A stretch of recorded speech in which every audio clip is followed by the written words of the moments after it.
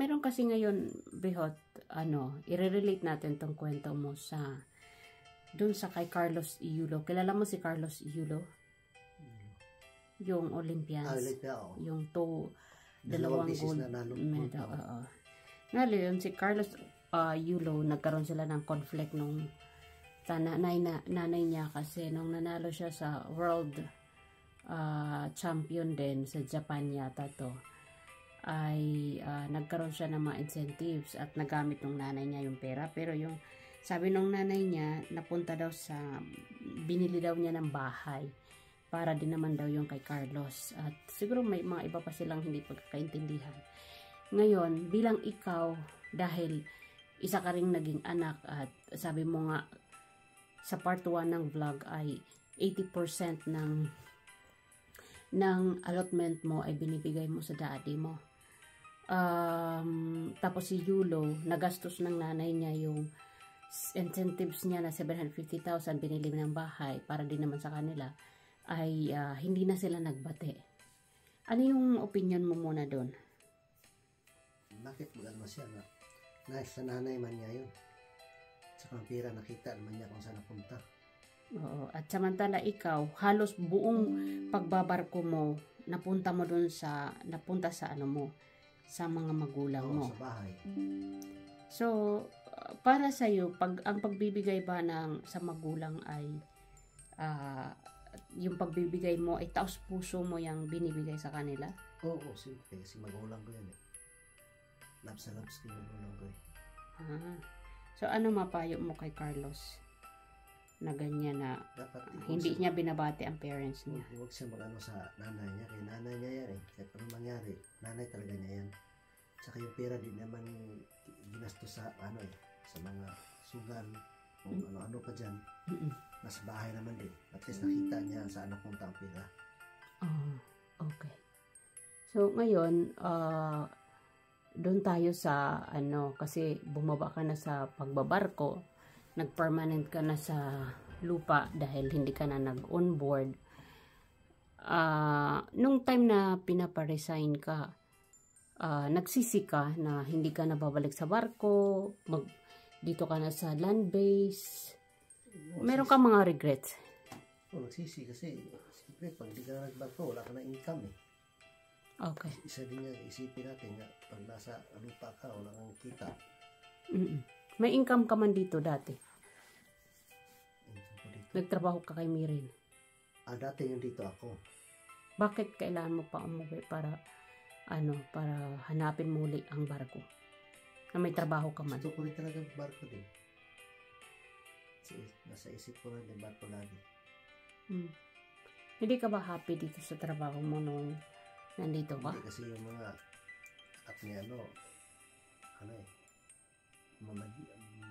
makalat sa kwarto. Hindi mo kaya magtrabaho sa bahay? Kaya ko, pero pag ganyan mga sistema nga kalat sa lahat, parang yung pasensya ko. Iksi lang? Iksi lang. Ngayon, sa barko, marami din pagsubok doon. Pwede ka rin mawala ng pasensya kapag katatamad-tamad yung kasamahan mo. Sa barko, okay lang dahil kung may tamad na tao, isang tao naman din, hindi man lahat din eh. Kung lahat, mahirap yun. Kung isa lang, kaya. Na-review ko yung part 1 na interview ko sa'yo. Sinabi ko na nag-asawa ka 31. Mali pala. Nag-asawa ka 37. So, matanda ka na. You're old enough. I mean, not old enough, but you are really into that right age to get married. Now na hindi ka nagkaanak, nag-regret ka? May mga sinisisi ka? Wala. Kasi hindi man natin manong Panginoon ang bigay sa atin ng pag gustong may anak, magkaanak ka talaga. Panginoon magsabi nga, hindi kayo magkaanak, wala tayong magawa dahil siya nagbigay sa atin eh. Hindi man natin pwede pilitin yan. Pero kung may chance mag-ampon ka? Mag-ampon talaga dahil pangit pag wala anak din. Ganda yung may anak dahil pag matanda ka na, doon ka na, may manuhan ka na. Ampon man yun, hindi man yun anak. Mag-ampon kaya mga kamag-anak lang din.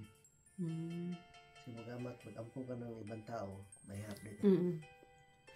Oh, balik tayo dun sa balikan natin muli yung sa amnesia mo kasi if possible I want you to recall this story yung nangyari sa iyo sa pagka-aksidente mo.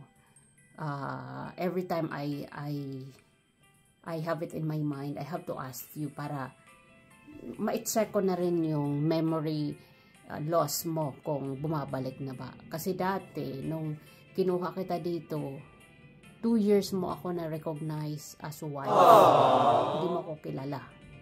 So, ano ngayon yung mga pagbabago sa isip mo na sa palagay mo, marerate mo yung sarili mo as okay ka na?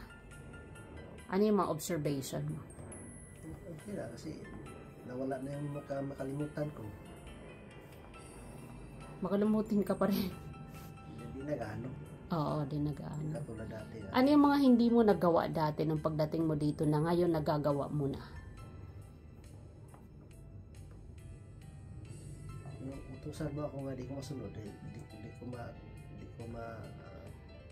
tawag dyan, di ko matatanda na mga sinabi mo. Yung katulad ng pamalengke, hindi ka makapamalengke mag-isa. Oo. Okay, ngayon makakapamalengke ka na. Okay na. Yung tawag mo sa akin noon, nung nandito ka, iba-iba. May Gloria, may kung ano-ano, di ko na maalala yung iba. Bakit tinawag mo akong mga ganon? Gloria, Amanda. Bakit? Di ko man alam din yun. Ganun pala mga sinasabi ko. Wala akong maalam doon. Nung na-aksidente ka ba, ano yung pangyayaring naaalala mo at this time na it's been like years ago na ang lumipas mula nung na-aksidente ka at na operahan ka at nag-coma ka at nagka-amnesia ka, you totally forgot us. Yung area nga na-aksidentihan ko, hindi ko nga alam hanggang ngayon kung saan. Kasi tinatanong ko doon sa amin, ayaw na sabihin ng daddy din eh. Bakit daw? Ewan ko, bakit ayaw hindi nasabihin? Bakit daw sabihin na? Bakit daw malaman ko pa nga? Wala na eh. Dumaan na eh. Pero nung time na nagising ka na, dahil wala ako sa tabi mo, nandito ako sa Spain, hinanap mo ako? Wala kasi wala akong matandaan eh. Okay. Wala akong matandaan. Hindi nga kita na kilala yung tumawag ka doon. Yung sinabi mo, itapon yung babaeng yan. Oo. Itapon yung tablet. Kasi hindi ko man alam din. Wala akong matandaan. Asawa ko pala to. Okay. Naramdaman mo ba na parang hindi ka na mabubuhay? Naglakbay na ba yung kaluluwa mo? Yung parang gano'n na parang you are dying. Hindi yata. Wala akong pansin kung mawala na ba ako noon. Kasi ang kwento nila noon, nung nag-Skype call ako, parang wala kang vital sign. So, walang chances na mabubuhay ka. Ano yung mga naalala mo? Wala ko lang malala. Hanggang ngayon, hindi mo pa naalala. No. So, hindi mo talaga matandaan kung paano kayo na-aksidente, saan banda kayo na-aksidente. Di ko na alam kung saan ako na-aksidente. Kung saan banda doon. Hindi ko alam kung ano area. Bakit ka nagmotor na delikado na walang helmet? Bakit at hindi ka sanay magmotor dahil ang sanay mo yung 4 wheels? Bakit ikaw ang nag-drive? Gusto ko lang din. Sa kakulitan. Kasi noon pa man, nung bago tayong kasal, nakita ko kung paano ka magmotor. Wala akong kumpiyansa sa'yo. Kasi gewang-gewang ka magmotor. So, ibig sabihin, you are not that expert. Pero sa 4 wheels, nung nag-drive ka ng multicab ni Daddy, wala akong maitanong. At saka yung crosswind nila Ate Mercy. Wala akong duda. Anong payo mo sa mga nagmumotorista na hindi nag-helmet? Dapat ang gawin nila, pag mamuto sila, kailangan mag-helmet talaga, protection sa sarili. Hindi yung mag-drive ka lang, wala helmet, mamaya kung madisgrasya, wala kang magawa, kawawa. Nung time na yon na nasa ICU ka, well, hindi sa ICU, nasa ospital ka pa dahil hindi ka pa inaasikaso ng mga doktor dahil wala pang pera. Meron ka bang naaalala na nasa ano ka lang, nasa labas ka lang ng 8 hours, di ka pa rin pinapasok sa emergency room, pero wala pang initial payment? Wala, blanco ng isip ko nun eh. Blanco na. So, kung sumuka ka, alam mo na sumuka ka? Hindi rin. Hindi ko alam kung sumuka ba. Oo. Sumuka ka sa pagkaalog ng ulo mo. At Siguro, yun yung bad sign kapag ang naaksidente sa motor, sumusuka, nagiging unconscious. ano, conscious? Unconscious is parang wala ka nang alam. Yun yung mahirap. Pero kung nakaano ka, mas maigi na nga lang yung nasugatan ka kaagad ang ulo mo, nakalabas yung dugo mo. Mas okay pa yan. Kaysa sa namuulang yung dugo doon sa loob. Ayan, kasi yun ang nangyari sa'yo. Oo. Namuo yung dugo sa ulo mo. Hindi pala ako Kaya binuksan. Hindi pala ako pinasok sa ospital agad, no? Ipinasok ka sa ospital pero hindi ka inasikaso kasi walang 300,000 na initial deposit. Katulad ng pinsan ko nga, atake high blood, tapos parating hininga ng 200,000, wala. Pinabiyaan, umabot ng 24 hours, wala, patay talaga siya. Pag walang pera sa Pilipinas, hindi ka mabubuhay. At siguro kung hindi rin ako yung napangasawa mo. Wala na siguro ako din. Dahil? Yung asawa ko siguro wala na trabaho. Wala na. At kahit may trabaho kung hindi ka ginastusan dahil lang hinayang. Yun nga din eh. Nang hinayang dahil walang kasiguraduhan na mabubuhay ka. Kasi buti kung 100 lang, mga 1,000 lang, 100,000 na yung doktor eh. Million ang ginastos ko. So, ano masasabi mo na this is your second life? Salamat sa Lord na binigyan ako ng buhay. Saka salamat sa asawa ko dahil yan ang gumasto sa akin eh. Kasi kung wala yan, wala na rin ako.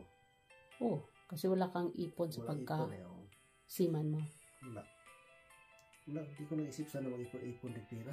Well, hindi naman din sa walang-wala ka. Kasi binili kasi natin ng bahay. Bahay sa Lancaster, sa Imos. Bumili tayo ng bahay sa Imos. So, that's your money. Kasi ang dinown natin is 500,000. 500,000, pang laki pa. 500,000. Well, 400 mahigit, pero it was 500,000 kasi may DP pa, may down payment. Tapos, marami na tayo na ihulog. Kasi ano na lang yun eh, mga 300 mahigit na lang ang kulang nun eh. Mapa sa atin na. Lapit na ba? 300,000. Sayang, no? Oo. So, lumipad yung ating bahay noong naksidente ka kasi wala na akong pinagkukunan. Yung ginawa ko, sinauli ko sa developer. Tapos binili ka pera? Hindi. Magkano binili? Well, no, naibalik nila pero malaki ang kanilang kinuha, mga about 35%. Ganun talaga, wala tayong magawa kasi ano nila eh, parang negosyo nila yun eh. Tapos, lahat ng ating investment na nawala. Wala nga eh. Sayang nga eh. No, wala tayong magawa dahil binigyan pa man ako ng Panginoon ng buhay pa. Oo. Yung, alam mo ba yung camera natin na Canon na nabili natin ng 30,000, wala na rin yun. Alahas na nabili ko sa'yo na naisasanla ng 30,000, wala na rin. Sana? Sanla lahat. Sinangla mo? Ni Ate Mercy dahil wala nang pera. Bagay, malaking bagay na yung pag may mga ano kayo, mga alahas ka. Ang alahas kasi di naman po lifetime yun eh. Oo. Ang gamit din yun pag mga... Sobrang gastos kasi nung na-aksidente ka, daming gusto talaga. Saka pag alahas kasi, di pwedeng yan mo yan, di alahas lang yan eh. Yeah. Kaya ang purpose alahas ka nasa iyo para... Marami nagsabi, Behot, na bakit gagastusan mo pa yan? Even your parent, yung daddy mo, nagsabi na tanggap na nila na hindi ka mabuhay kasi parang wala din kasi sila pang gastos. Wala pang gastos. Totoo yan o. Naintindihan ko man daddy din, di alam ko daddy. Wala magkano na sweldo daddy, maliit lang. Mga kapatid ko walang matrabaho. And then, nag-chat sila sa akin through rooming na bahala ka kung ano decision mo kasi ikaw yung asawa. Kung gagastusan mo pa o hindi, kami, wala kami pang gastos kaya. Ano man ang mangyayari sa anak namin, tanggap na namin. Wala magawa, kaya nandun si daddy eh. Nararinig mo yung usapan that time. Bakit sabi ni Ate Mercy, yung butil-butil yung luha na lumalabas sa mata mo, nung time na nagde-decide sila if they are going to give you up or papagamot ka. Ano sa palagay mo yun? Wala akong alam yun. Akala ko naririnig mo na Wala. yung luha na yon ay paramdam na you still want to live. Wala akong marinig din. Nung nakita mo yung sarili mo na nasa ospital ka at nakita ko yung video na pinagtatanggal mo yung mga nakakabit na mga tubo sa'yo, why did you do that? Yan, hindi ko alam. Tinanggal ko. Aggressive ka masyado. Kaya nag-hire ako ng mga barakong nagbabantay sa'yo. Si Jeffrey, si Reynold, si Jimwell. Para bantayan ka at hindi mo tanggalin yung mga tubo na nakakabit sa katawan mo. Bakit tinanggal ko rin yun? Hindi pa alam din. Siguro, sa istorbuhan siguro ako sarili ko. O hindi mo matanggap na nandun ka sa ospital. Nung time na nagre-recover ka na, have you think yourself na para bang may pakinabang pa kaya ako? Tatanggapin pa ba kaya ako? Wala. Na hindi ka nag-isip? Wala, hindi ko nag-isip yan. Hindi ka rin ba nag-isip na kasi may mga situation na kapag wala na yung lalaki trabaho, iniiwan ng asawa. Wala. Hindi ko naisip yung ganyan. Bakit? Yung nangyari sa akin noon, wala akong inisip na ganyan din. Hindi ka nag-isip na iwanan ka ng asawa mo? Wala sa akin yan. Kung iniwanan ka, paano yun? Hanggang iyak siguro ako. Wala na eh. Wala akong trabaho din. Tanggapin ko lang din kung gano'n.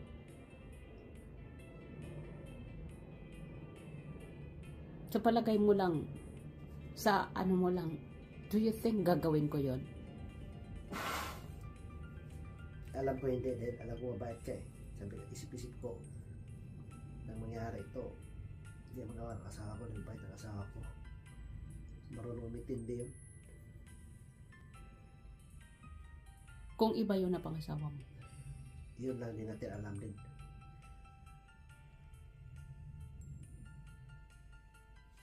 Kung walang trabaho, especially.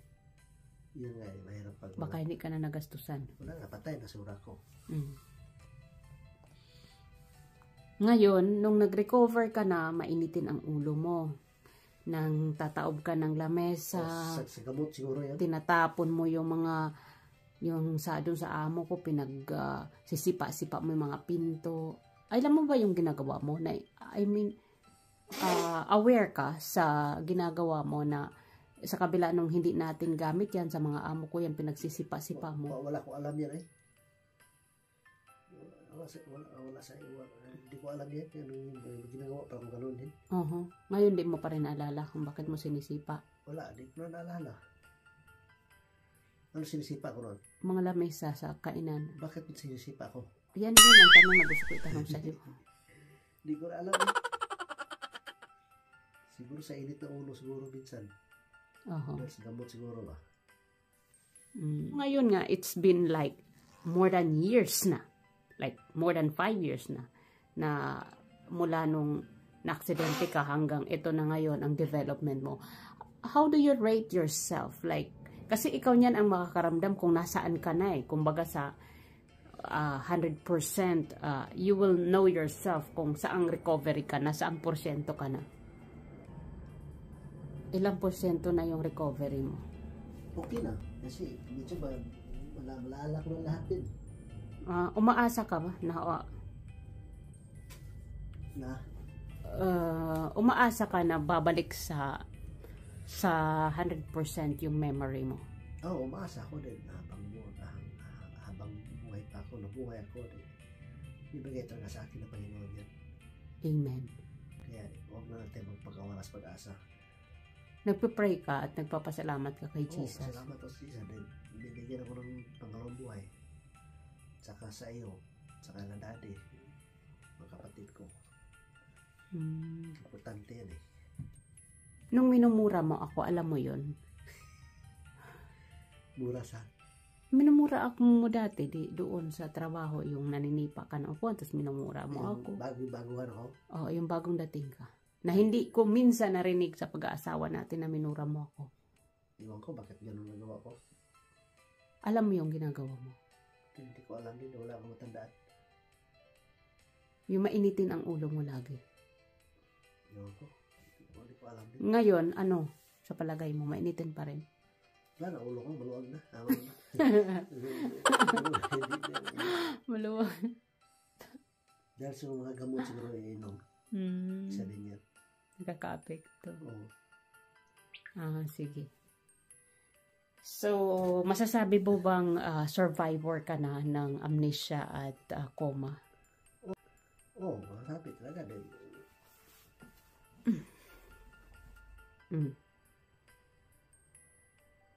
Ano message mo sa mga taong mabibigyan mo ng inspirasyon na sa kabila ng pinagdaanan mo, hirap sa pagka-aksidente hanggang nagpagamot ka, nagpapagaling, and now you are like that na.